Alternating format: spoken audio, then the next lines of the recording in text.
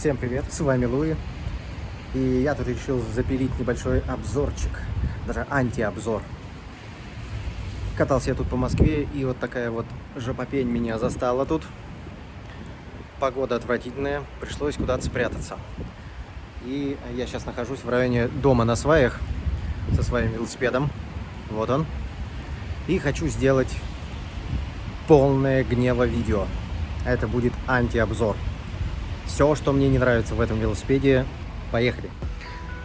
Вот первое, о чем я хочу сказать, это амортизация. За все 4 года, что я им владею, я просто спал и мечтал о ней, потому что я уже себе всю жопу отбил на московских кочках. Отвратительный асфальт у нас в городе, в некоторых местах. Видал я в группе ВКонтакте, как спереди кто-то поставил вилку себе. Ну, это смотрится, конечно, жестко. Она такая страшная, вот, сорян, мое мнение. Стоковая, конечно, красивая, но жесткая. Я вообще сам думал еще поставить сюда как-нибудь пружину впендюрить, чтобы можно было делать амортизацию на седле. Ну, или седло можно как-то с газлифтом, с этим, с амортизатором поставить. А, еще есть вариант поставить пожирнее резину. Но здесь есть один косяк. Ширины, конечно, может и не хватить, будет тереть от цепи. Вот, поэтому это косяк номер 1, амортизация. Вот, косяк номер 2, это электрика. У меня через какое-то определенное время начало колесо само подкручивать. Ну, я так понял, это вот этот датчик натяжения цепи, который вот здесь у нас находится. Вот, и его надо снимать, чистить. В общем, иначе будет у вас колесо постоянно грести вперед. Даже когда вы педаль не крутите. Вот это косяк. Вот. Также по электрике еще отваливается вот здесь вот эта хренька. Приходится ее постоянно вот подтыкать, вот так подтыкать, чтобы она точно была герметичная. Иначе в эту погоду, когда такая жопень просто с дождем, замучаетесь и туда влага попадет, и будет очень плохо. Я обнаружил забавный косяк. Смотрите. Я установил на свой велик вот такие зеркала. И теперь мне тяжело его складывать, потому что вот у него шарнир идет. И когда я складываю руль вниз, у меня зеркала прямо по земле бьют. Так что вот такой вот косяк. Не поставить зеркала, потому что я гоняюсь со скоростями примерно под 40. Ну, это мотор плюс я сам кручу педали.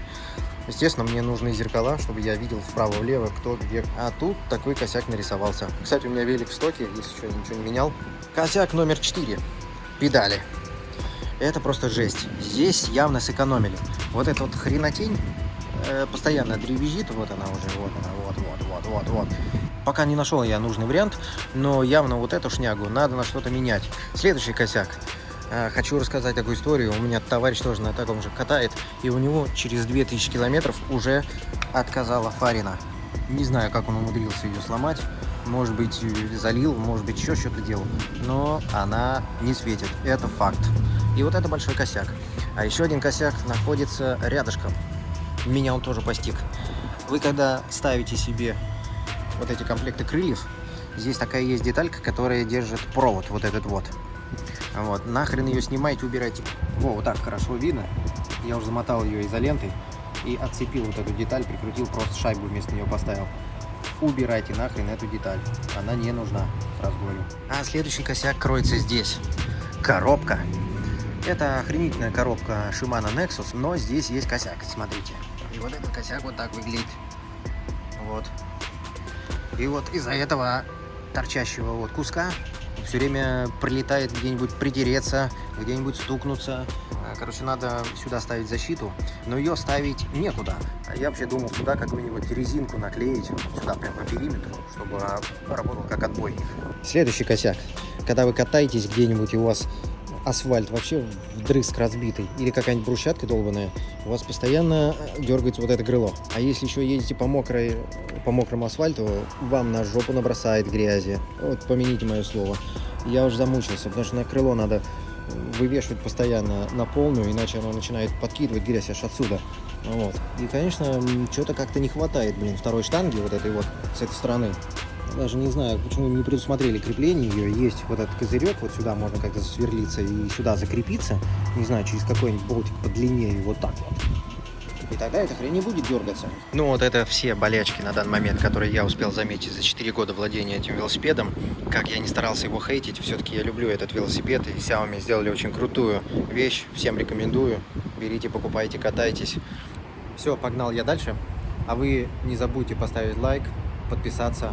И, кстати, напишите в комментариях, какие у вас были проблемы с этим великом, какие косяки, как вы их справляли. Пока.